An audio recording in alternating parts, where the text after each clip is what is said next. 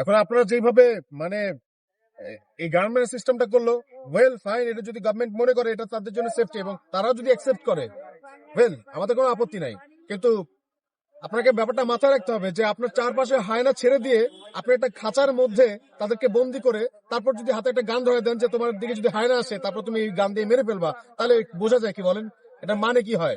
আপনি সারা বাংলাদেশটাকে অনিরাপদ রাখতেছেন, সারা বাংলাদেশটাকে অনিরাপদ রাখতেছেন, পুরো মানুষ এখানে সেফটি সিকিউরিটি ইনশিওর করতে পারতেছেন না, আর আপনি হচ্ছে গানম্যান ধরাই দিচ্ছেন আমাদের বিপ্লবীদের কাছে, বিপ্লবীদের সাথে, যারা বিপ্লবীরা মানুষের কাছে আসতেই না পারে। তো এটা আসলে আমরা কি বলবো, এটা যে আমাদের যে উপদেষ্টারা বা উপদেষ্টাদের সহযোগীরা যারা আছে তাদের যে দূরদর্শিতা, এটা বোঝা যাচ্ছে। তবে ওয়েল আমাদের বিপ্লবীরা যদি মনে করে যে তাদের গানম্যান প্রয়োজন, তাদেরকে আমরা সাধুবাদ জানাই। আমরা আসলে কাউকে ডিমোটিভেট করতে চাচ্ছি না, আমরা আমাদের লক্ষ্যে ফোকাস থাকতে চাই। আজকে 3টায় সবাই আসেন, শাহবাগে আসেন, জনতার রায় জনতার মঞ্চে হবে, রাজপথ হবে ইনশাআল্লাহ।